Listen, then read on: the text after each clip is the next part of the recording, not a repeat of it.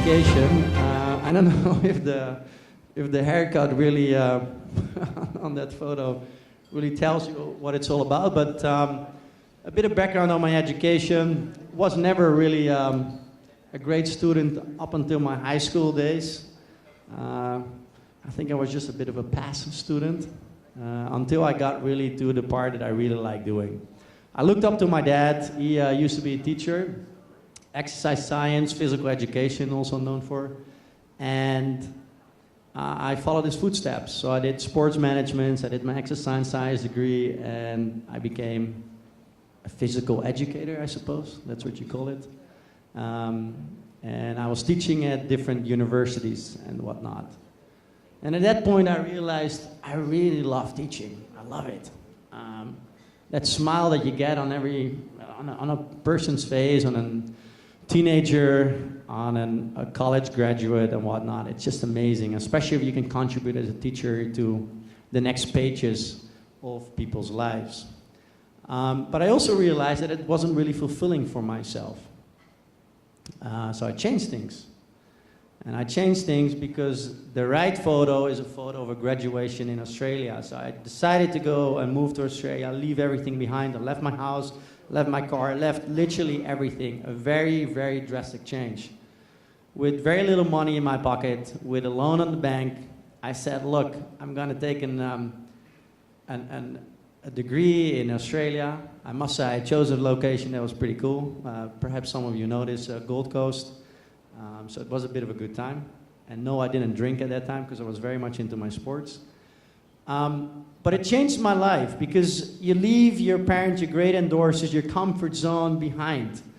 And I think many messages earlier today have also been, when you leave your comfort zone behind and you expose yourself to the unknown, this is where you start growing. And it may sound a little cliche, but I think this is one of the most important things when you want to learn and you want to jump into something that you're not familiar with. It's about leaving that comfort behind and jump into the unknown. For me, Australia was the unknown. No friends, no nothing, not much money, just with a backpack.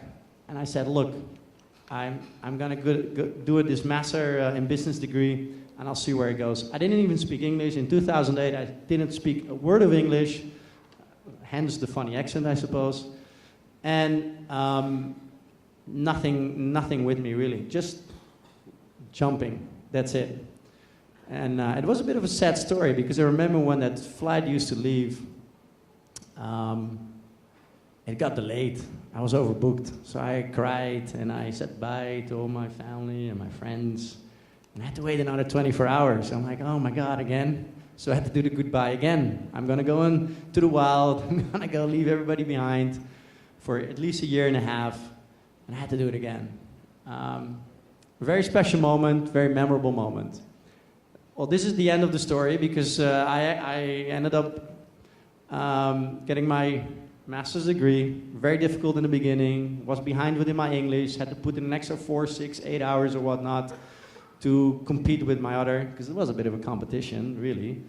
And yeah, I graduated. And these are my fellow Dutch buddies. And we called ourselves, we built a group and we called ourselves One Step Ahead, for whatever that means. Look, so I mentioned something about sports that really keeps me going. I think a lot of principles in what I do today, what I've done in the past, sport has been a very strong part in what I've done in my decision making, in collaborating with people today, in evolving myself in my own journey. And as you can see, my preference is really tennis. I'm not too sure if anybody likes that. But I think a memorable moment, perhaps late January, our friend, well, at least one of my role models in life, people that I look up to, Roger Federer at his 35-year-old age, again, won a Grand Slam. And this is Melbourne. These are the Melbourne Open courts. So I played a tournament there. I do not claim that I would even compete with guys like that, but it was an interesting tournament there. So definitely a highlight for myself. Okay. Travel. I think another thing that I want to point out, if you're really looking for a bit of a change, and I'll revert to that a little later, is travel and new experiences. I mean, what helped me a lot to really understand and deal with people in your lives, it's really about, you know, getting to know different cultures, travel out there. If you can and you have a bit of money, you know, do that. And I think if we look at the millennials, I read an interesting article, is that the money that the millennials will spend today will more often than not go to travels. And I think there's a lot of advocates there that made it as a millionaire and whatnot and say, don't travel, make your money, you know, save up, and then when you're a millionaire, you can afford yourself, or a billionaire, you can afford yourself an own airplane, and then travel the world if you like. Again, I think it's a representation of you face challenges, but at the same time you acknowledge that things like travel really contribute to your growth. I mean, for me, for example, being on the top of a mountain, it clears my mind. It really clears my mind, and it helps me to think clearly about other things in life, whether it's the work that I do, the business ventures I'm involved in, or any other thing in life, in family, or parents and whatnot. Look, Philippine beginnings, yes, so my journey continues. I age, I get a bit older, and all of a sudden you're in the Philippines. And how do you get to the Philippines? I joined ISEC, perhaps some of you know that. So from a young professional in teaching and being all out there, I was back to my student days in 2009. I joined ISEC, University of the Philippines. That was a program together with my university in Australia. So they allowed me to come here to the Philippines. I got a management internship, and it sounds very fancy, but it effectively means you get paid somewhere in the likes of 30 to 40,000 pesos per month, and you need to pay your own rent, you need to get your own food, everything. So I think at the end of the month I had maybe 15K to spend really on some food and whatnot. So it was kind of an interesting shift in my life, I suppose, coming from being a teacher and having a job as coaching and the likes. This really allowed me to really understand what sort of world I'm in. I mean, look, you can live in BGC at some point and you really get to experience the bubble. For me, it's really experiencing what the real community, what the real Filipinos are like. And I wanted to do that, and this is one of the things I did. Today, it's a special industry. Look, I've been asked by my marketing to also talk a little bit about my company. So I think when I joined them in 2013, after the journey with the Dutch company, what we really got into is I wanted to do something more for myself, so more of a consultancy thing than anything else. I want to have a little bit of freedom. I thought I was ready for that, and especially building such a unique skill set, which to me was also the point of disconnecting. I don't know, some of you may be with the company, some of you may be business owners, maybe already very successful, whatever success means. So I decided to be a consultant at the time. I was approached to one of the business owners that I met in my previous life in the Philippines. And there was one thing that really stood out in that journey of going on your own and doing something different. I think if you want to do something for yourself, what I realized is that you need to find something that is very unique. And it sounds, again, very cliche, but we found something unique because we rolled out, in this case, different products, if you like, outsourcing products for people to enter the Philippines, for businesses to enter the Philippines. And effectively, these are the businesses that employ these people, what I told you about earlier, which makes this industry so very unique. And we were able to put together a product portfolio. So I was hired. I adopted the principles of an amazing book that I will definitely, it's called Good to Great. If you've not read it, please read it. It's an amazing book. I learned a lot from it, and I adopted a lot of principles in helping to go to the next stage with this company. Was able to get an amazing team. We were able to roll out these different products. Just in a nutshell, comprehensive outsourcing, really more of your traditional outsourcing as it used to be, as everybody knows it. Co-sourcing, more of a model where business owners like to get more skin in the game, control and manage the people, and yet don't want to commit to setting up an own entity, etc. And the facilities, well, it says it all. You've set up your own shop here, but you don't really want to manage the facility because a fit out, a rental is just something, a bit of a headache for you, or you simply don't want to put in the capital to set up your business here. So in 2013, I started with a team together. We did an amazing job that led to 2014 to another acquisition that I experienced in this industry, which I was part of too, to another company. The company is called the Acquire BPO, and at the moment that Acquire BPO has different companies sort of lined up under that umbrella, if that makes any sense. I'm happy for you later if you have any questions about it. I'm very passionate about this, what we've achieved, what we continue to achieve with this company. If you want to talk about it, I'm happy to share some insights, how we've gone through that growth, how we've did some transformations with different businesses. Happy to chat. Spreading the word, and I think I really want to point out the photo on your left. I think I was able to be one of the first of Rebecca's episodes, is it not? Yeah, I think so. So I think this is really, so thank you for that. I think one of the things that is important also is that when you go through a journey of growth, so at this stage, I've reached the stage that I'm leading things, I'm managing teams, etc., great growth. And now you get to a point that people actually like to listen to what you've achieved, what you've established, what you do differently in a way, right? Because we all think that we do something different. And when you reach that point, I felt the need, and I would love for you to do the same thing, is to share things. Share it. That's very important. So for me to join things like CBIT or delegation trips and the likes, to spread the word of what the Philippine potential as a business destination really looks like. And not only necessarily the sector that I'm comfortable in, but something that you as a person stand for, something that you like the world to know. And if you find an avenue to do so, I would highly recommend you to take that opportunity and do that. Which I did, and I really enjoyed it. Okay, so what have I learned? So this is the part where I'm wrapping up. Am I still okay on time? Yeah, okay, because I tend to talk a lot. I'm Dutch. I need more words to address and explain and express myself. So I think I want to start off from the point when I came to the Philippines and I was fresh and I was considered really an intern, because that's really what it was all about. I was really starting all over again, a new life, a new thing. With very little knowledge about the world, the business, and the industry. So I think I met somebody very interesting through ISAC. I met mentors. And those mentors created a lot of value in my life. A lot of value. And one of the things that they mentioned here is set goals.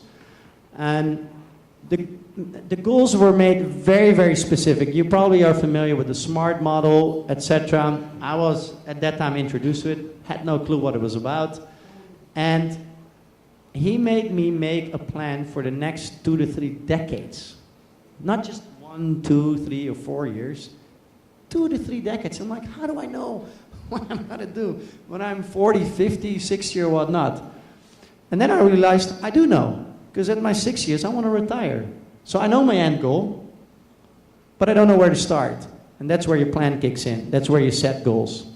And there's a lot, and how do you set goals? You can do it yourself. You can reach out to a mentor. There's a lot of stuff online that can help you design, develop, set goals for yourself. But I think the most important thing for me is that I could evaluate and measure myself throughout that journey. Have I reached all my goals today? Perhaps a question. Not all. Am I on track with a few? Yes. I'll share one maybe.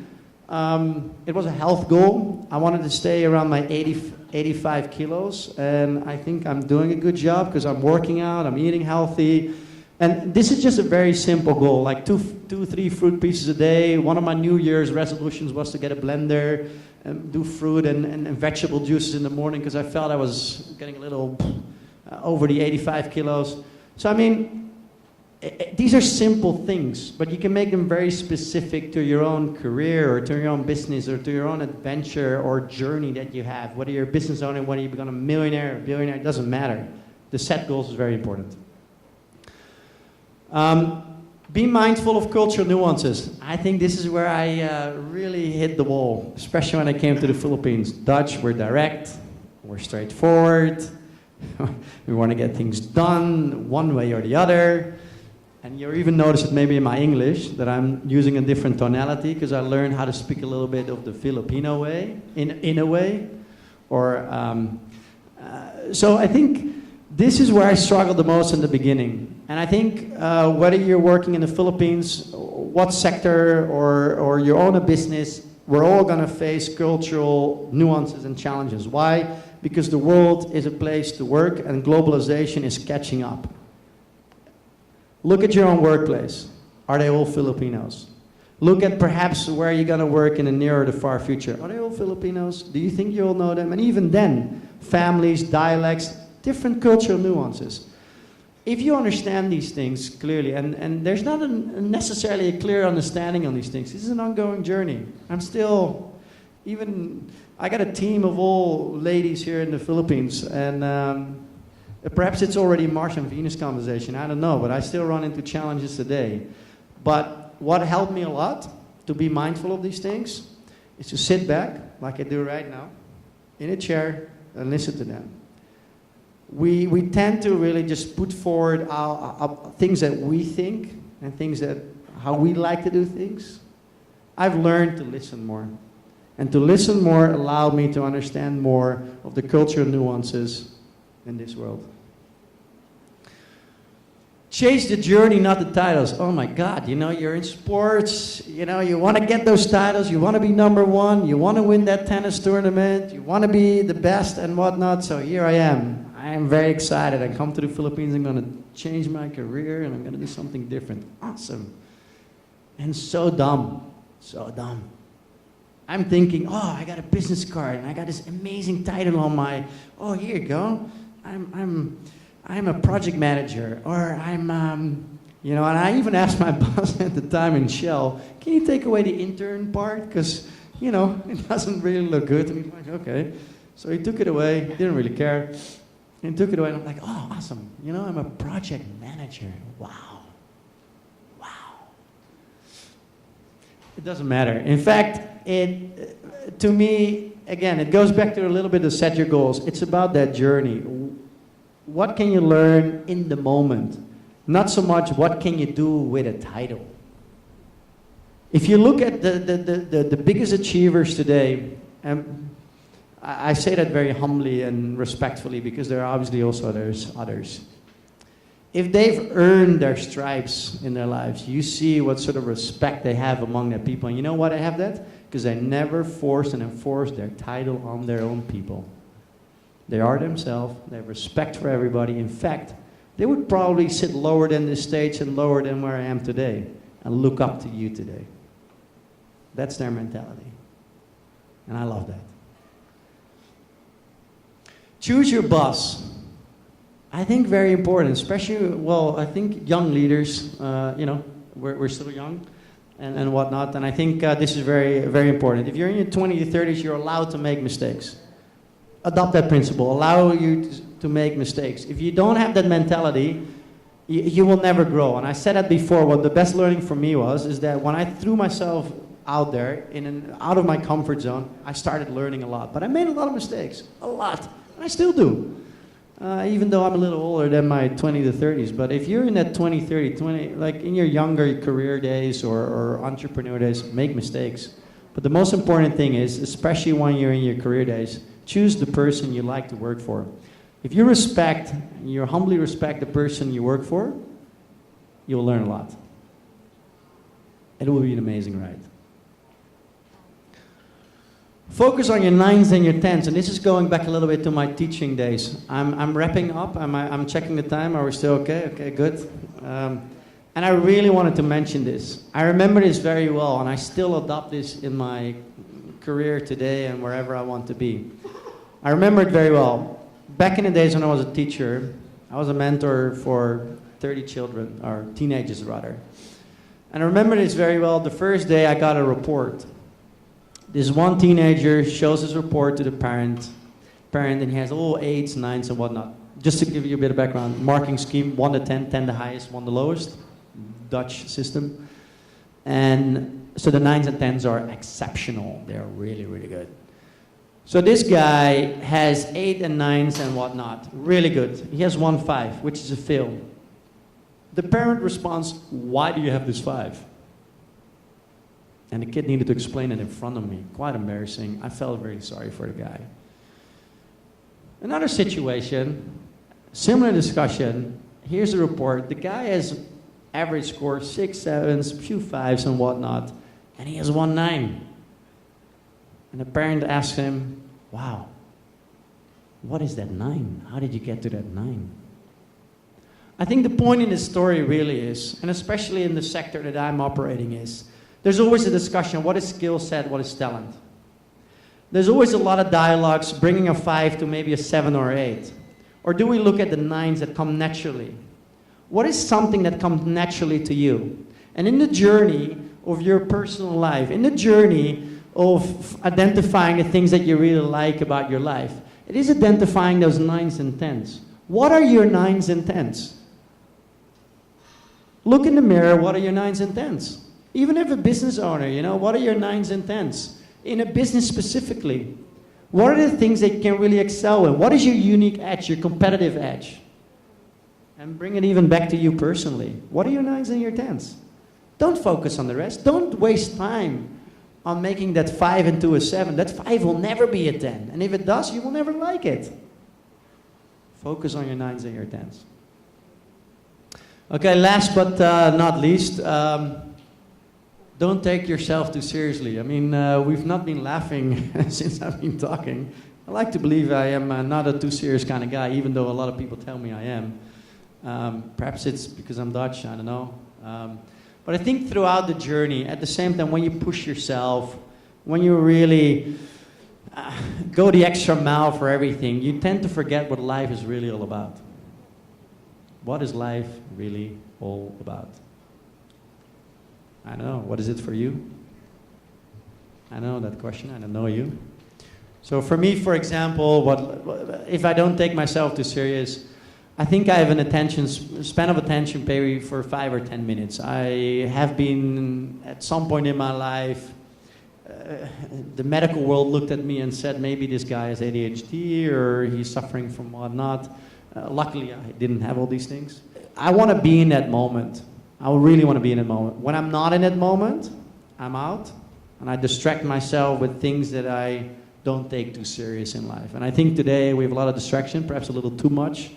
So one of the things I do say to people is like, look, when you're in a meeting with me, you put your phone away, unless there's an emergency, but I don't want you to look on your phone.